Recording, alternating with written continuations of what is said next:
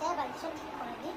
হ্যাঁ বান্ধবী, এই তো তোদের বাড়ি থেকে সোফা নেই, এই যে বাবা চলে আসছে আমাদের বাড়িতে। আচ্ছা রাত তোর বাড়ি থেকে বসতে পারিস না, আমার এই সোফাটা ভালো লাগে।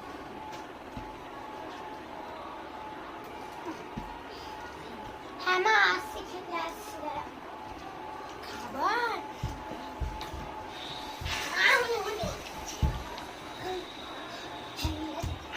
বাচ্চা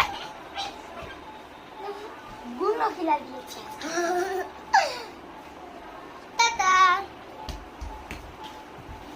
বাবা এই বান্ধবীটা না খুব হ্যাংলানি, ওর বাড়িতে তো সোফা নেই, আরে আমার বান্ধবী, আমার মায়ের বান্ধবীর একটা দোষ পেয়েছে। সর না সর তাহলে তুই ওই নিচে বসছে না, আমাদের আগে বসে না তো, না একজনই তো এসছে। চেয়ারে বসতে বল, তোমরা অতিথি তো, ওরা এখানে বসবে নাকি? তুই নিচে বসবে না, তুই দাঁড়িয়ে কি আসছিস না কি হচ্ছে?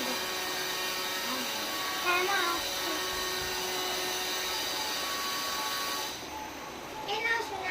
তোমার জন্য একটা জিনিস এনেছি।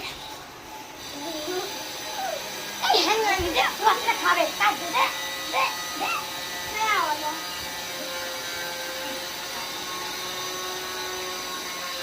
আচ্ছা আচ্ছা তোমার মেয়েদের নিয়ে আসনি?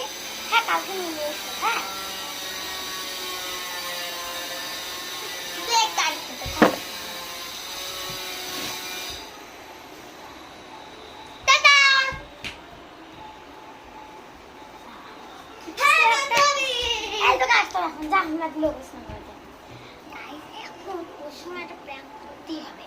তোমরা সবাই চলে এসছিস আর ওখানেই দাঁড়ায়। আচ্ছা গাইস আমরা প্র্যাঙ্ক করবো, প্র্যাঙ্কটা করার জন্য ও তো ফার্স্ট থেকে কোথায় বসবে? এখানে তো সোফাটাকে এই যে গাইস এরকম করে রেখে দেবো। আর যত রাজ্যের গু আছে সব সব অ্যানিমালসদের গু আমরা ওকে খাওয়াবো আজকে। আর দরজাকে ছেড়ে দেবো। চলো প্ল্যানটা করা যাক। আজকে হাই বান্ধবী, ঠিক হয়েছে হ্যাঁ তারা তো গাড়ি ধর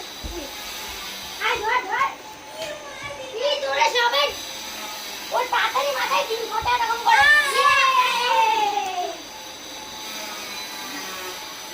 আচ্ছা করে ধুলাই দিয়েছি। প্রত্যেকদিন এসে বসে বসতো, এর জন্য আজকে সোফাটাকে আমি এতটা উঁচু করে রেখেছিলাম। বস এবার এসে এমন করে বসতে ঠিক হয়েছে।